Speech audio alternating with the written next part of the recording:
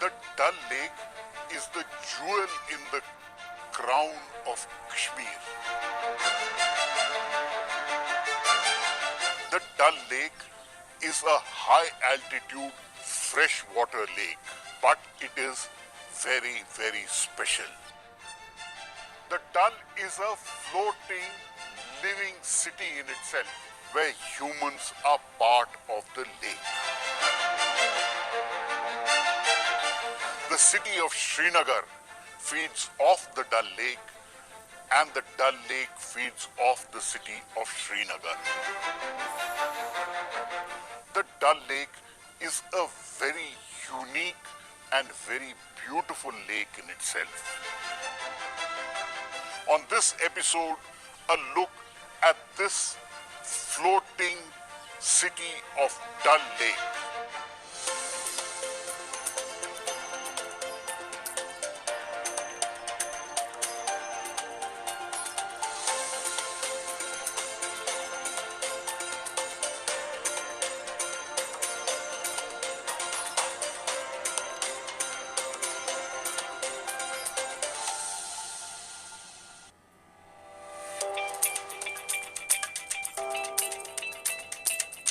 We are on the banks of the Dal Lake, a living, floating city. And to explain how humans and this living lake interact, I have with me Dr. Bashir Bhatt. Namaskar, sir. Thanks a lot for giving us time. Dr. Bhatt is a veterinary doctor by training and vice chairman of the Jammu and Kashmir Lakes and Waterways Development Authority. Dr. Bashir, how difficult or challenging is it to manage a floating, living city in the middle of Srinagar? Mr. Bagla, I would say that the main challenge has been mostly to contain the anthropogenic activity which has been going on for the last so many years and the effects of it. One is that, and second is since it's a living lake, and as you rightly pointed out, it is a living city. So the challenges are in the form of relief and rehabilitation of the people who live in Dal. How many people live on the Dal Lake and how many people live off the Dal Lake, and the linkage between people who live off the Dal Lake and on the Dal Lake?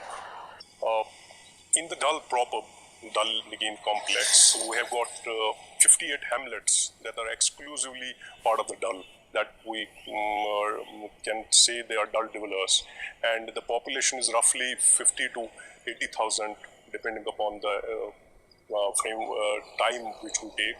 But overall, if we consider the Srinagar population is roughly 15 to 20 lakh, so most of the peripheral areas are directly connected or directly dependent on Dal Lake. Dr. Bashir, has the area of the Dal Lake shrunk? Because many people say the area of the lake has been shrinking and it is reducing in size. You have done both analysis using drones and satellite images. What is the finding? If we take the frame of reference for the last 125 years, the area of the lake hasn't changed much. We can say the area of the lake has been roughly 25 square kilometers, but some portion of it, because of reports of encroachment, and some has been changed in the built-up area. But overall, the lake body is the same. We have got approximately 20 square kilometers, which is water body. And out of that, because of issues of anthropogenic activities, there are issues like weed has got infested. Otherwise, our current data, in fact, we have conducted a survey as recently as in 2019 by Survey of India, which says that the lake area has not changed.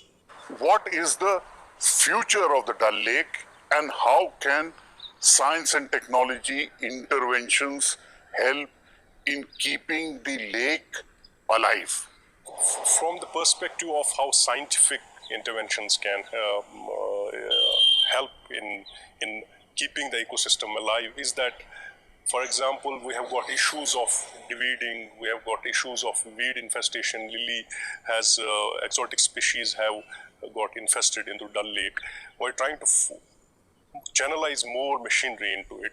And furthermore, where there are sewage treatment plants which are based on the new technologies that are going to get operationalized in near future, hopefully. And other thing is that we are using current new technologies for assessment of the water quality of the Dal Lake. We are also in process of trying to get online system of monitoring the Dal water quality. And beyond that, there are interventions which have been done previously and which will be done in future also, which will hopefully restore the pristine glory of the lake. Thanks a lot for speaking with us, Dr. Bhatt. Pleasure speaking to you. May you be able to keep the lake and the ecosystem alive for a long time. Thanks a lot. And now, let us go on to the Dal Lake itself in a shikara and understand from a scientist who works on the Dal Lake on the biology and the ecosystem dynamics of the Dal Lake.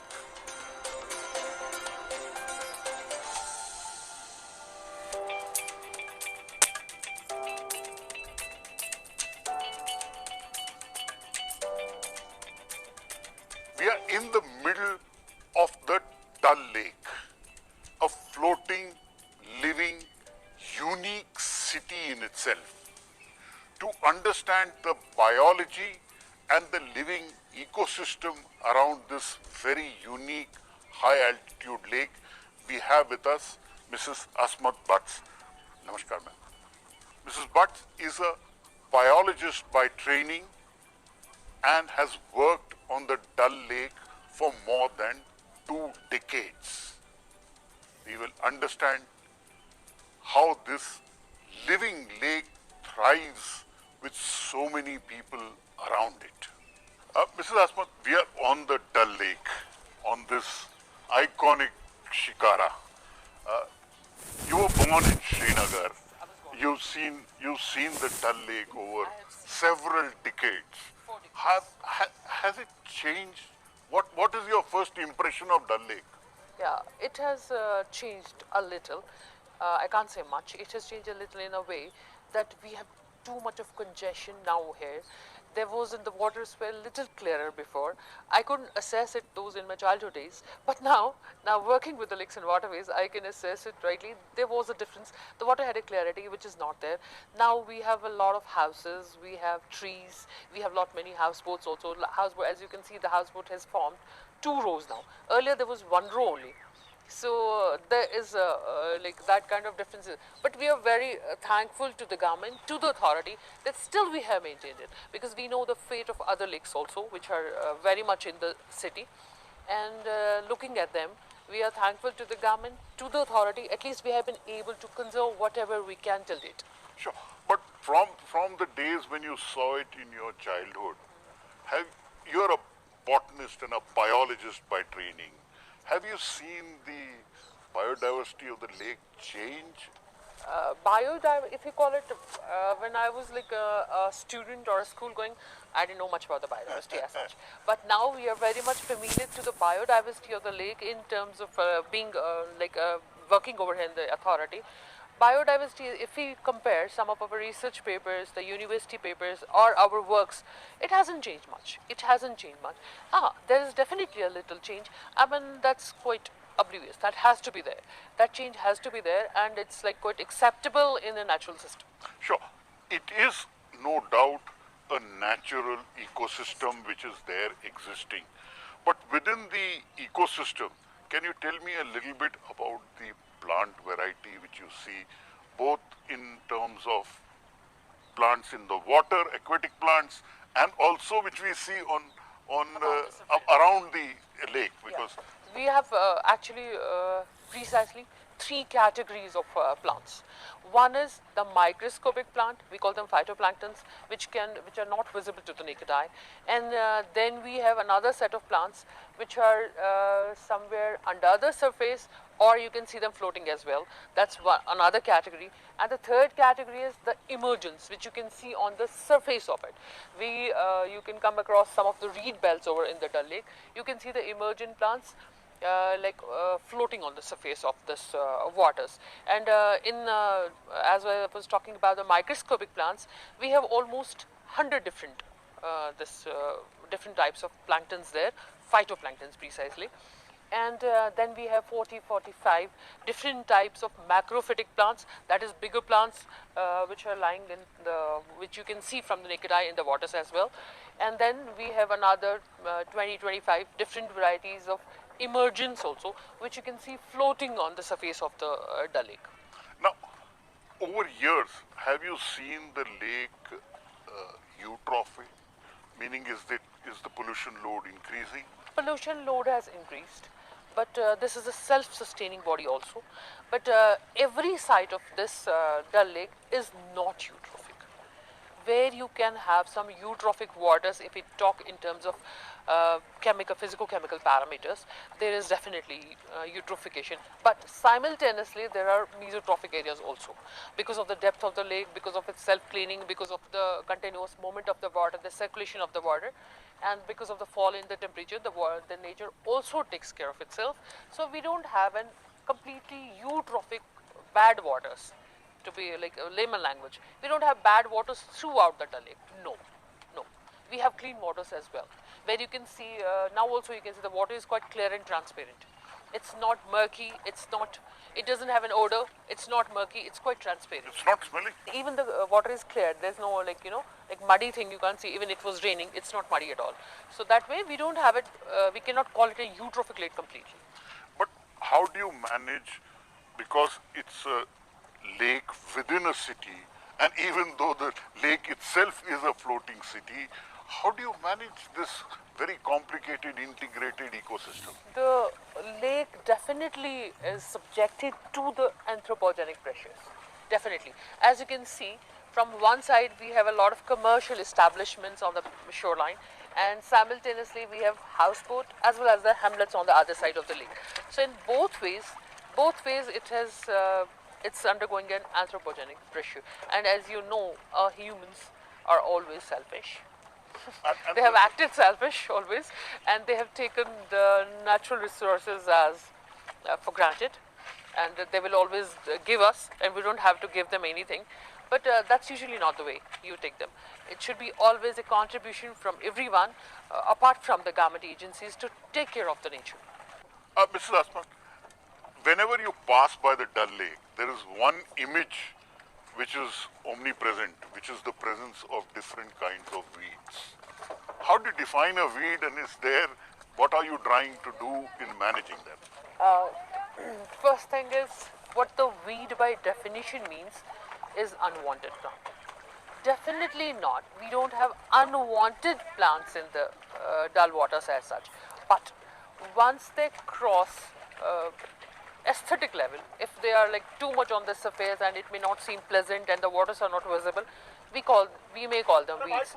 But presently, as a biology student, I will call myself a student because there's always room to learn. So it's not a weed, it's a part of the ecosystem. It's very much essential for the Dal waters as such. So that way it's not a weed. But the only thing is we need to manage them at certain places. Once they cross, they grow because of the anthropogenic pressures, as I already said, and there is a lot of growth. We have a rich sediment also in the lake bed, and we have good nutrient levels as well. So they support a good weed life. Say this is the reed belt. This one? This is the belt, Okay. reed belt. All right. Here, as you can see, a little cutting has been done. Otherwise, the grass would have been up. Okay, this is one of the basic things where they can make it into a floating garden. Now they will put some of the weeds taken out from the waters and plus mud. They will add it and they will make small cones which are locally called as pokhar. The weeds we have, as you know, in Kashmir we have longer winters. The temperature falls, and from the onset of the spring, that's around by end of March and the first 15 days of April, our weeds, again the plants. I may correct myself. The plants start growing. It's the growth period of the plants over here, and they start growing. And at the end of the spring, our authority starts an operation for de-weeding. And like it's kind of thinning. The de-weeding operations are actually selective. By selective, we mean that we don't eradicate the leaf, this plant area completely, but we go selectively. That's like we go in patches. We remove the one patch and leave the other behind. This is our scientific procedure of taking care of the weeds. And we have two operations. One is manual. That's traditionally done by the people living in the lake because they are professional in doing that. That's the pole method. They just put the pole, swill it, and leaves being fragile, they come up along with the roots. And another is the mechanical means. We have harvesters in our department which do a cutting at certain different levels of this weeds. They cut them, and the surfaces appears clean.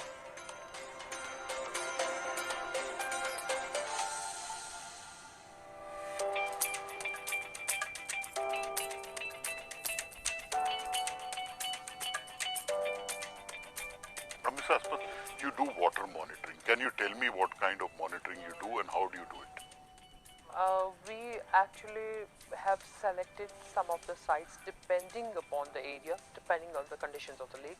That's like the depth, the shoreline, the open water area. We have selected many spots where we visit throughout the month, collect the samples, take them to our laboratory, and go for some chemical tests and find out its nutrient levels. So we take on-spot reading also for if there's a change in color, if there's change in the odor, if there's any odor, and if there is any like different thing in the different sites. If the water is murky, if there is transparency issues, or any such physical parameters has changed in the water, we keep in our monitoring team keeps a continuous watch and eye in every season of the year on the dull waters. Do you also monitor the load of pesticides and fertilizer in the lake? No, actually it was in practice that most of these vegetable growers, they use the sediment from this and the weeds taken out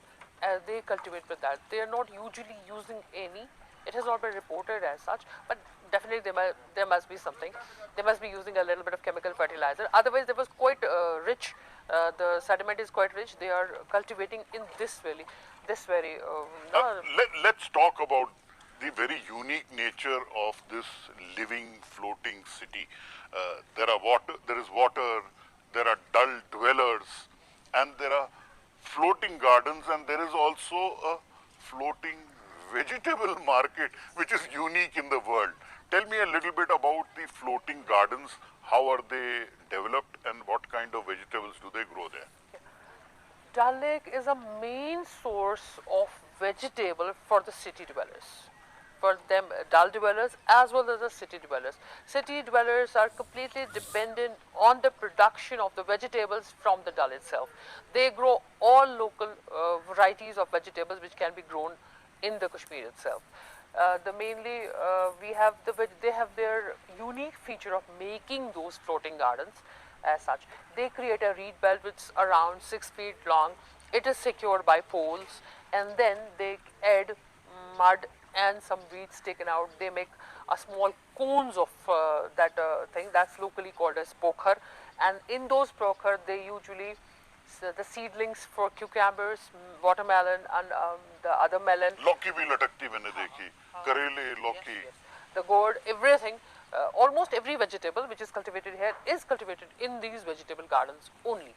Mostly they go organic because the weeds and the sediment is quite rich. So, in a way, the city of Srinagar feeds off the Dal Lake and the Dal Lake feeds off the city of Srinagar. Yes. We have a speciality here, and it's available outside also Kashmir. But here, as we can see, our ones differ in the taste. I am talking of Nadru locally called, that's Nilambo. Botanically it's Nilambo and lotus stem that you call it. Correct. So our Nadru, our lotus And we can stem. see such beautiful Yeah, lily flowers and also the gardens here, right here. This is a vegetable garden, as you can see. These are like same the bitter gourd Yes. and this Lauki bhi bottle lagi hai, gourd, correct, correct. bottle gourd, bitter gourd, cucumbers. These are all listed, and they are all on a floating garden itself. And that's a fascinating, unique feature of this, which adds to the value of the lake. Plus, whatever they have, it's an habitat for the local as well as the migratory birds as well. They have a lot of nests in these reed belts. They're also there at different seasons. They come, stay, lay eggs, hatch, go back. We have different, this habitat is for the migratory birds as well. Mrs. Asmat, we have spoken about the science, we have spoken about the natural ecosystem, but there are also engineering interventions for the management of this floating living city called Dal Lake. Tell me a little bit about the sewage treatment plants which dot the Dal Lake. We have almost 6 sewage plants all around the shoreline of the Dal Lake. When you go around on the boulevard, you see these fountain-like structures. What are those? As I told you already, in the peak summer season, that's July, August for the Kashmir, we have the highest temperatures, summer temperatures here. We have a bloom of algae.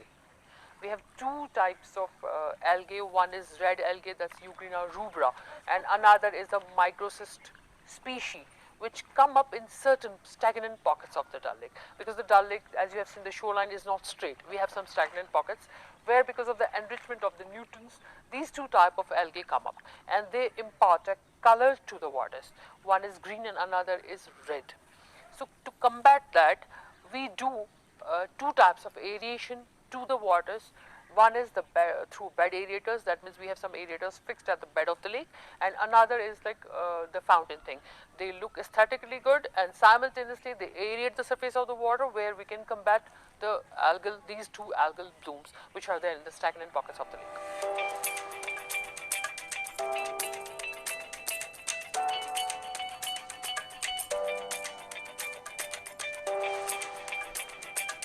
We are in the middle of the Dal Lake.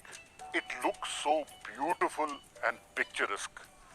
Mrs. Asmat, how do humans fit into this ecosystem of Dal Lake? Actually, they are the integral part of the Dal Lake. By profession, they are the vegetable cultivators, they are fishermen, and simultaneously, apart from the government agencies, they were just managing the lake of their own. That was the most important thing. They were looking for the vegetable cultivation is done when they take off those weeds and make a floating garden out of that. So the weeds were managed of their own. So there was a rule. And simultaneously they were doing the fishing business, which was like they sell in the local market. And they're like having a good look on the fish, when to collect, when they breed, when they have a good knowledge of that. And they're acting as lake managers. But now in the 21st century, how does one manage the humans in the lake? Because some people are cut off from the lake now. Management of is like only the main part which is to be taken care of is the encroachment towards the open areas of the lake, which should not happen at any cost. Once they limit their living to certain areas of the lake where they can be easily managed, it's never a threat to the lake because they have been there for centuries now. So it's never a threat. They have never posed a threat to the lake as such. You've grown up in Srinagar, like you said. You've seen the lake. Now, what do you see as the future of the Dal Lake? Everything has its own life. And as for we are trying, everybody of us is trying to conserve this, we can extend its life as much as we can. Our all efforts are just to extend its life. So I will not call it that it's going to die soon. It's going with us. It has to be with us. Dal Lake, Kashmir are an integral part. Dal Lake is really the cradle of the civilization for Kashmir, and both have to live together for ages to come. Thanks a lot for speaking to us, Mrs. Asmat. What a pleasure speaking to you on this very scenic and very beautiful lake. Pleasure is mine Thanks a too. lot. Thanks a lot. This natural ecosystem where humans are part of this living floating city of Dal Lake will continue to thrive if appropriate science and technology interventions are made and sustainable development is done. Dal Lake, Srinagar and Kashmir all can live and prosper in the peace that surrounds it. Keep watching